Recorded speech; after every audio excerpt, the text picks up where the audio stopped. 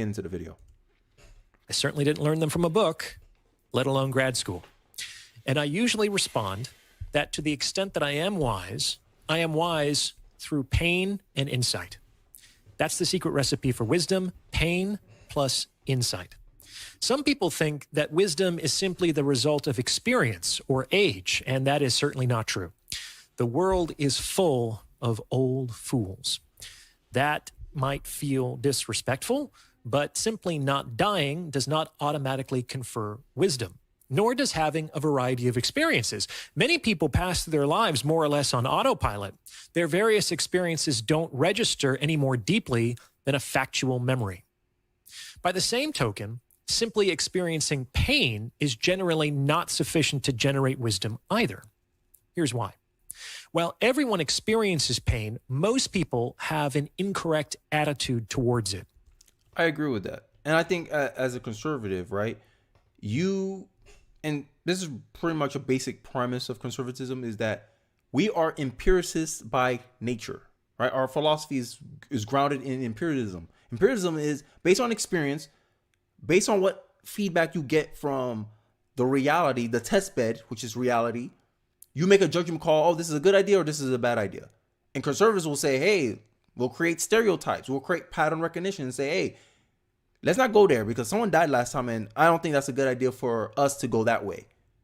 While liberals will be like, well, you're making a prejudgment. Like, you don't know for sure that's going to happen, right? And this is the game that liberalism and conservatism always fight back and forth against.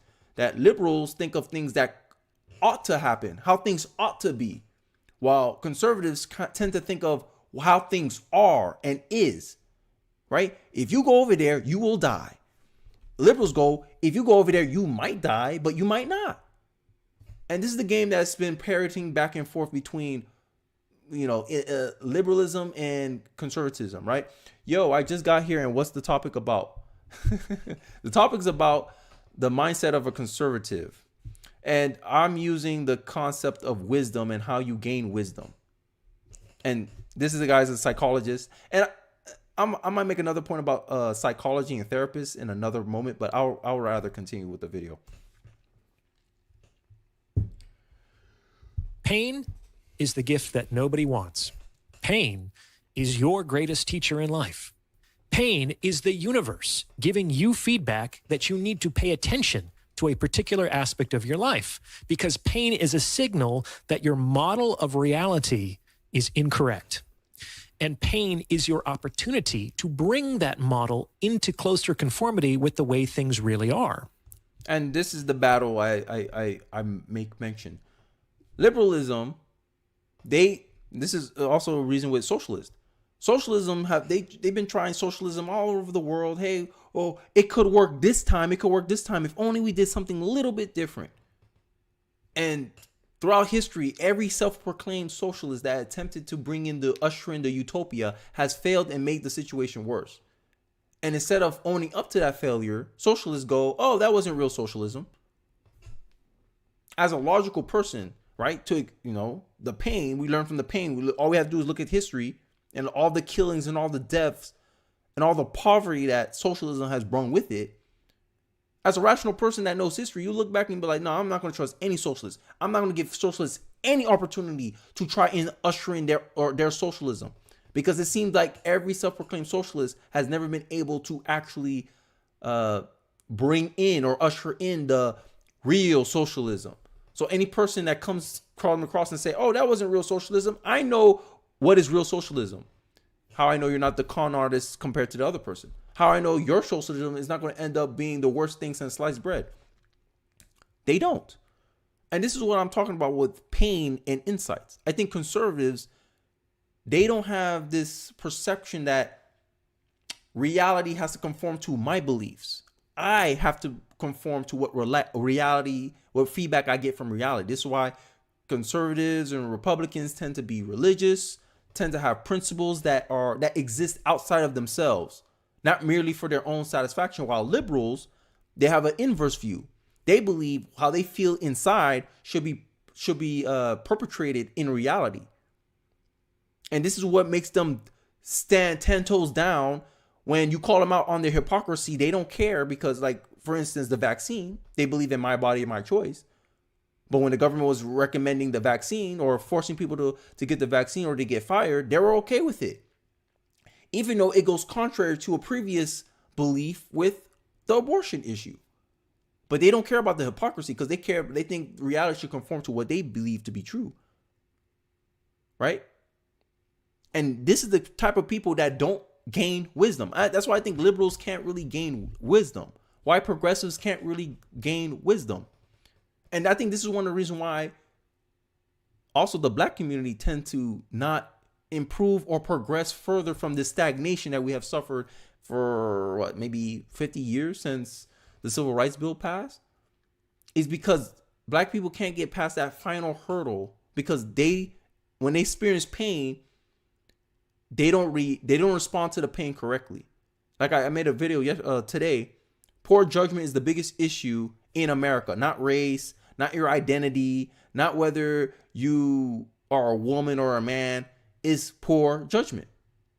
Because your judgment has consequences. Action has consequences. Your decisions have consequences. And instead of acknowledging that, liberals not want to do any type of self-reflection. They'll say, no, it's because of the outside. Outside's the problem. I'm not the problem. And it's baffling me, but hey, that's liberalism for you. Let's continue with the video. If you can alter your relationship with pain, you will accelerate your self-development 100-fold. So what prevents people from using the opportunity inherent in pain? Well, there are many potential obstructions, but 3 principal ones. The first principal obstruction is that some people are so stubborn or arrogant or ideologically possessed that they double down on their incorrect version of reality. They continue to believe that they're right despite their pain. They hold on to the belief that the way they think things should be is how reality should, in fact, operate. Isn't this the same thing with the race narrative? When these liberals, black progressives come out and say, oh, it's racism. Racism is the reason why our people are down. It's not our decision making. It's not the fact that we don't know how to operate in a capitalistic system. And even when they recognize they can't operate in a capitalistic system, just because they haven't gotten good results in a capitalistic system, they want to change it into a socialist system, which in my view makes things worse for anybody, for everybody, because they couldn't succeed. It's like a sore loser. Oh, I'm not good at basketball. F basketball. Let's play this game. Let's change the game. It's the same thing. It's the same mentality that liberals have. And he was kind of spitting over there. I want to continue because this is one of the reasons why men don't really go to therapy. Because with therapy, it seems like a lot of the ways therapists go about resolving or addressing issues, it's catered more towards women. While this guy, and this guy makes this point in his video, shout out to PsycHacks. He makes the point of how a lot of men, when they bring up problems, they're looking for the problems to be resolved. And what a lot of therapists do is they sit more on a passive matter, like they want men to air out their grievances, air out their feelings and how the situation made them feel. But that's not what men go to therapy for. Men go to therapy to have the problem resolved, while women tend to go to therapy just to vent and express their feelings about the situation, but not necessarily looking for the situation to be resolved. And because the psychology profession is so geared towards women, this is why a lot of men don't go to therapy. And a lot of women on social media will go on this crusade saying men don't know how to express themselves. Men don't know how to be one with their feelings. Men don't know how to express their feelings or come into regards with their trauma or get therapy or all this stuff. They think it's because of some bravado. It's because men, for the most part, find therapy, most therapists, useless. This is why Jordan Peterson's so popular. Go clean your room. Action. Every prescription that Jordan Peter gives is based on action, and that's what men respond to. Give me something to do, not sit here and coddle me. And I think this is one of the big reasons why men don't go to therapy. But I digress. I want to play this video for one more minute, and then I'll go into I'm gonna go into what conservatism, the premises of conservatism, and I'll give some of my thoughts and some of my commentary before we continue in this video. Let's take a look. Let's get back into the video. They chide reality for deviating from their models rather than hold their models accountable for deviating from reality. Pain is reality chiding you from having a deviant model. Do you understand? So arrogance and ideological possession can prevent people from entering into this opportunity. The second principal obstruction is that some people just see pain as something to bear. Now, there is a time and a place to grit your teeth and carry your cross and tolerate the pain of existence. But if you simply tolerate pain, if you simply bear it, then you might not cultivate any curiosity about why you may be in pain to begin with. And I noticed a lot of progressives and liberals, they harness that. Oh, I don't know why I failed this test. Oh, I don't know why I was denied a banking loan. And they sit there in that pain, and instead of trying to figure out, okay, why did I get denied a loan? They look, oh, I'm a black man. It must be because of racism. And they channel that pain in the wrong direction. And then they force corporations to give them the bank loan anyway. And then 12 years down the line, 2008 happened, or recession happened, and boom, you lost your house, and now you're in an even bigger debt problem. And then you look back and you go, damn, maybe it wasn't discrimination that I got denied the loan, but it's already too late. And some people don't even think that far.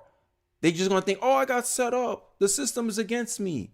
This is how a lot of people fall into these patterns of poor judgment. And I think this is a big problem in Black culture, that it tends to look for confirmation. It's very emotionally driven, not very logical, not very reasonable. But hey, look, I digress.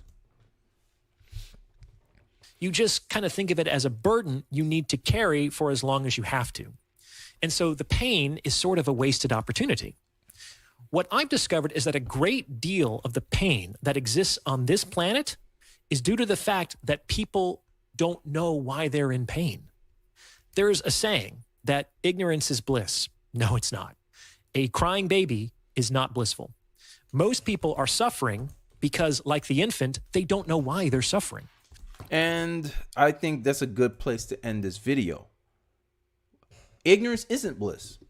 Because when you're suffering through problems and you don't know what is the root cause of these problems that you face, essentially, it'll drive someone mad, someone insane. And this is what I believe many people on the left go through, because they base on very things on rationalism. They think they can arrive to their own conclusions without proof, without evidence.